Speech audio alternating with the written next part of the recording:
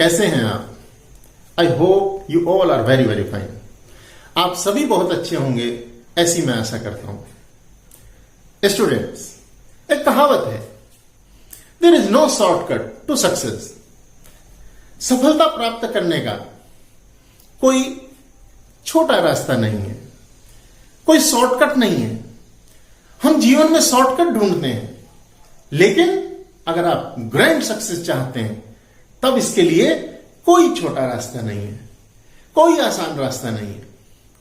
आपको अगर कड़ी मेहनत करनी है तो करनी ही पड़ेगी, लेकिन उस मेहनत में अगर हम उस चीज को समझ कर करें तो वो और कई गुना बढ़िया हो जाती है। स्टूडेंट्स, आप लोग ये वीडियो देख रहे हैं, इससे एक बात तो साबित होती है कि आप लोग उस कैटेगरी में नहीं है जो लोग रट कर पढ़ना चाहते हैं।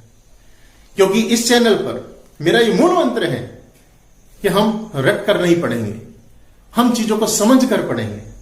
हम चीजों को समझकर इतना आसान बना देंगे कि लोग कहेंगे, अरे ये अकाउंट को भी ऐसे पढ़ रहा है जैसे कोई थ्योरी का सब्जेक्ट है। स्टूडेंट्स, आप मेरे इस चैनल को कंटिन्यूटी में अगर कनेक्टेड रहेंगे तो I assure you, I want to make you assure, I want to guarantee कि आपको शायद किसी ट्यूशन की भी जरूरत नहीं पड़ेगी। क्यों? क्योंकि हर कंसेप्ट, हर बात आपको यहां बहुत डिटेल में समझाई जाएगी। हर चीज आपको, आप इस लायक हो जाएं। मैं 19 साल से पढ़ाता हूं और मेरा अपना मोटिव है from the very much beginning कि अगर आप मुझसे पढ़ने के बाद दूसरों को पढ़ाने लायक ना हो जाएं तो हमारा पढ़ना पढ़ाना बेकार है। और वो तभी संभव है जब आप चीजों को समझ लें। अगर आप चीजों को रटेंगे, अगर चीजों को याद करेंगे तो आपकी हमेशा एक लिमिट रहेगी। लेकिन अगर आपने चीजों को समझ लिया तो आप नई चीजें भी क्रिएट कर पाएंगे। कहां तक रटेंगे भाई? आप किसी टॉपिक पर 10 क्वेश्चन याद कर सकते हो, आप 20 क्वेश्चन याद कर सकते हो, 21वां भी तो होगा। आप 50 याद कर सकते हो, 51वां भी तो होगा। आप 100 क्वेश्चन याद कर सकते हो, 101वां भी तो होगा। कोई लिमिट नहीं है। अगर आपका रटा हुआ क्वेश्चन आ जाता है एग्जाम में, तब तो आपसे बढ़िया कोई नहीं। और अगर कोई क्वेश्चन आपके रटे हुए से अलग आ जाता है तो आपसे बेकार भी एग्जाम में कोई नहीं। क्यों? क्योंकि आपने उन चीजों को याद कर लिया होता है, उन क्वेश्चंस को याद कर लिया होता है। अच्छा, रिसिप्ट एंड पेमेंट अकाउंट बनाते हैं तो इसमें ये चीज यहां आती है, ये आइटम क्यों आती है ये तो पता ही नहीं है हमें। तो हम अपने इन क्लासेस में जो YouTube पर आपको पढ़ाने वाले हैं, उनमें हर चीज को डिटेल समझाने की कोशिश करेंगे, आपको इस लायक बनाने की कोशिश करेंगे कि अकाउंट से आपका डर हमेशा हमेशा के लिए खत्म हो जाए। मेरी हर वीडियो आपको समय पर मिलती रहे, सबसे पहले मिलती रहे और आप उसका लाभ ले पाए, इसके लिए इस चैनल को सब्सक्राइब करिए। और हां, एक रिक्वेस्ट मैं हमेशा करता हूं, जो पहली बार मुझे देख रहे हैं, कि मेरी वीडियो को आधा अधूरा मत देखना। आप मेरी वीडियोस को पूरा देखना, वरना जो मेरी बातें 19 साल में मेरे स्टूडेंट्स को ये लगती हैं पता नहीं क्या बहुत बेहतरीन चीजें बता दी हैं हमें, आपको वो बेकार लग सकती हैं। क्योंकि आधी अधूरी बातें आपको गलत मैसेज दे देंगी। आप मेरी वीडियोस पूरा देखिए। अगर आपको पूरा देखने के बाद लगे कि नहीं ये तो बेकार है, कि बेकार पढ़ाते हैं, तो ठीक है, उसको डिसलाइक करिए, कोई दिक्कत नहीं है। आप जो कमेंट में कहना चाहें कहिए, लेकिन आई गारंटी आप ऐसा करेंगे नहीं। क्यों? क्योंकि जिस मेहनत और जिस तरीके से मैं आपको पढ़ाने वाला हूं, आपको चीजें बेकार कभी लगेंगी नहीं। A different way to study. Okay, अब बात, और हाँ, बेल आइकन को प्रेस करना नहीं भूलिए। अब बात करते हैं, शुरू करते हैं एनपीओ। हमने लास्ट वीडियो में एनपीओ के बेसिक के बारे में डिस्कस किया, नॉट फॉर प्रॉफिट ऑर्गेनाइजेशन। इसके 2 क्वेश्चन हमने डिस्कस किए बच्चों।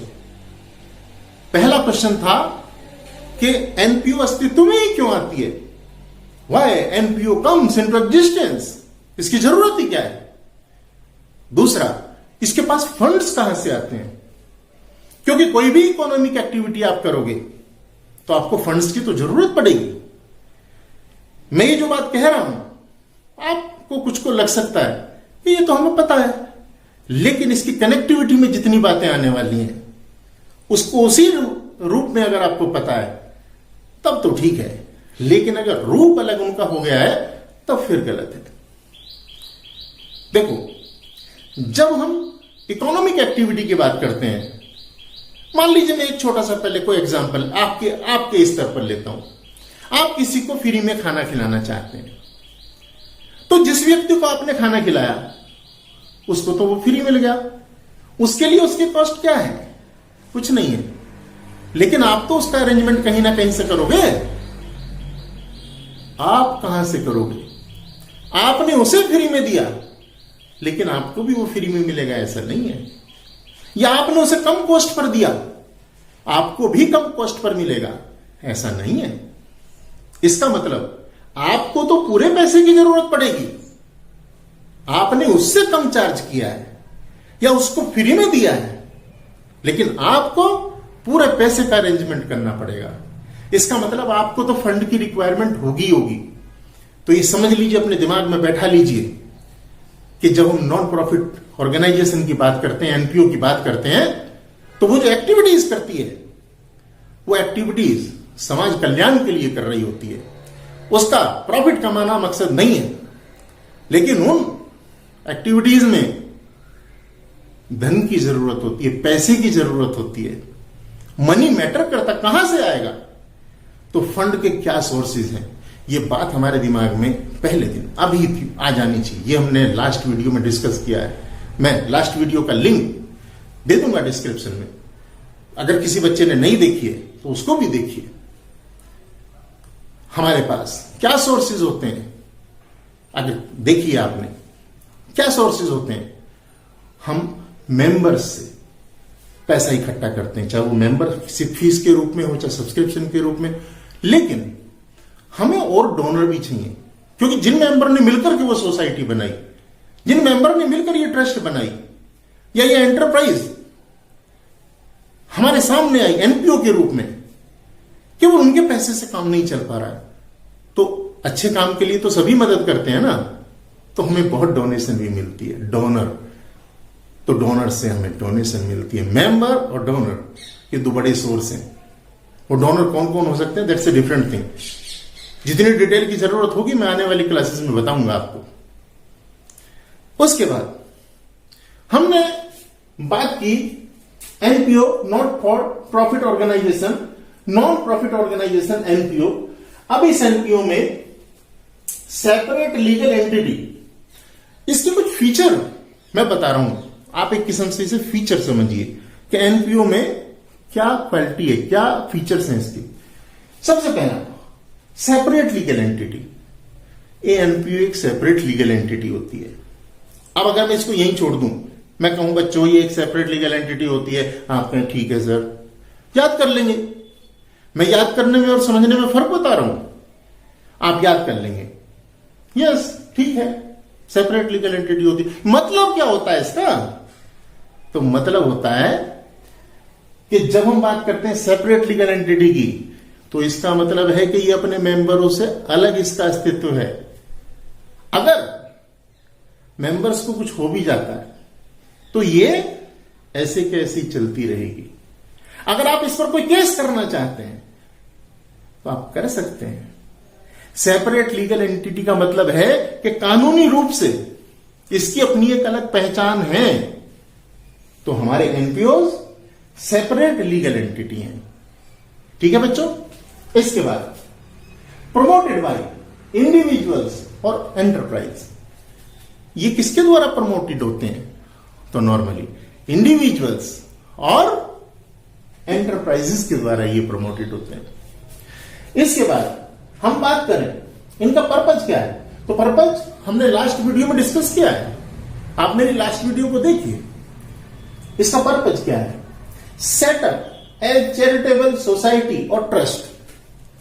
अब जैसे मैंने अपने लास्ट वीडियोस में बताया था, बिजनेस करने के कई सारे तरीके हैं, हम प्रोप्राइटरशिप के रूप में बिजनेस कर सकते हैं, हम फर्म के रूप में बिजनेस कर सकते हैं, हम कंपनी के रूप में बिजनेस कर सकते हैं, हम एचयूएफ के रूप में बिजनेस कर सकते हैं। मतलब फॉर्म ऑफ बिजनेस क्या होगी हमारी।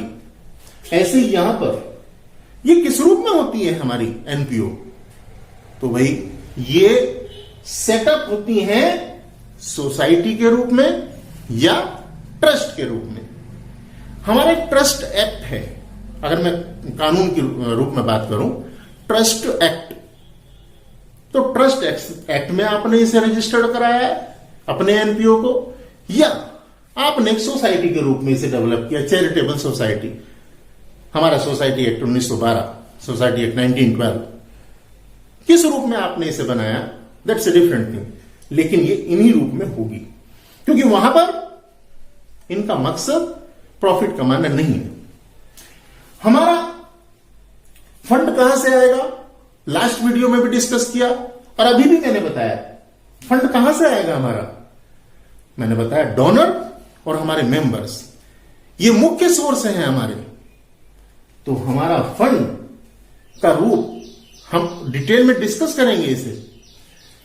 हमारे फाइनेंशियल स्टेटमेंट की बात अगर करें, अच्छा इससे पहले हम बात करें कि हमारा मकसद नहीं है, हमारा मकसद नहीं है प्रॉफिट कमाना, लेकिन अगर प्रॉफिट हो गया तो अब आपने जैसे इसको अगर पढ़ लिया होगा थोड़ा बहुत, तो कैसे पढ़ा होगा, आपने देखा होगा कि अगर किसी वजह से हमारे इनकम ज्यादा है, इनकम एक्सपेंडिचर अकाउंट बनाएंगे, इनकम ज्यादा है एक्सपेंडिचर कम है, तो सरप्लस आ जाता है बच्चों, या सरप्लस ज्यादा है, अगर हमारा एक्सपेंडिचर ज्यादा है और इनकम कम है तो डेफिशिएंसी आ जाती है, डेफिसिट। इतना ही हम याद करते हैं, लेकिन यहां सरप्लस क्यों लिखा, अगर एक बार इस बात को सोच लोगे, एक बार इस बात को दिमाग में ले आओगे, तो इसे कभी रटना नहीं पड़ेगा कि हम यहां एनपीओ में इसको सरप्लस कहते हैं।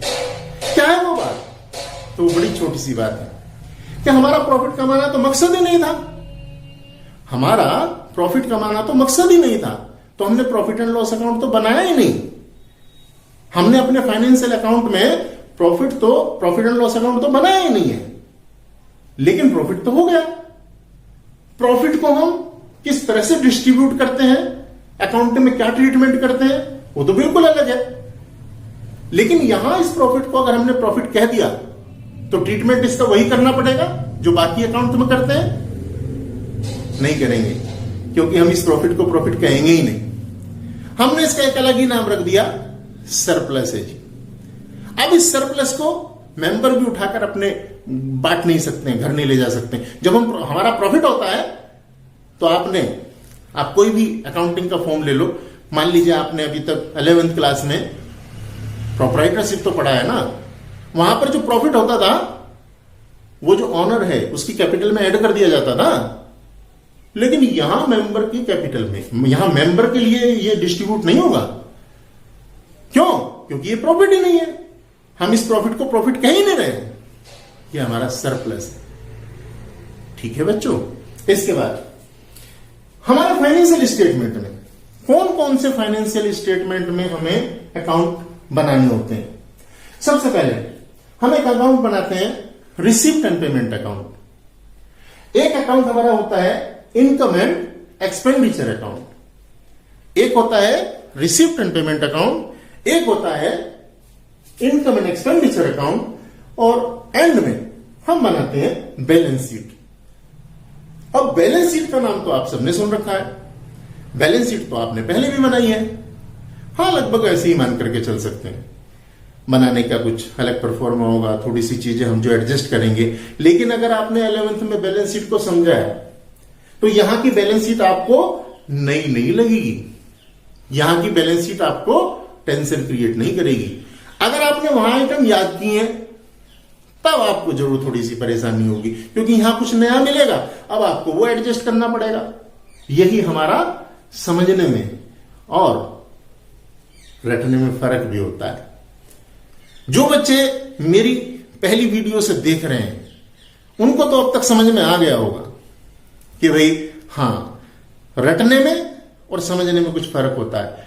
हर वीडियो में जैसे जैसे हम आगे को बढ़ते चले जाएंगे आपको ये बात समझ में आती चली जाएगी कि रटना पहली नजर में आसान लगता है, समझना मुश्किल लगता है, लेकिन जब हम अपनी स्टडी को समाप्त करते हैं तो हमें पता चलता है कि रटना ही डिफिकल्ट था, क्योंकि बार बार उसी को ही रटना पड़ेगा। और अगर कोई गलत चीज, वो एक फिल्म आई थी ना थ्री इडियट, आई थिंक सभी ने देखी होगी। मैं जो बात 19 साल से अपनी क्लासेस में कहता हूं उस बात को उस फिल्म में दिखाया गया।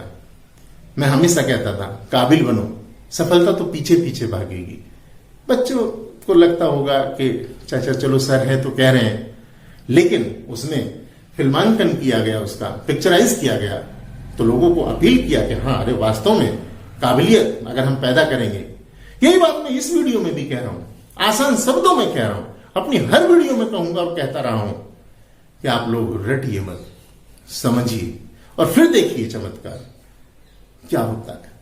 आसान, कितनी आसान, जो झिकझक स्टडी है आपकी वो कितनी आसान हो जाती है।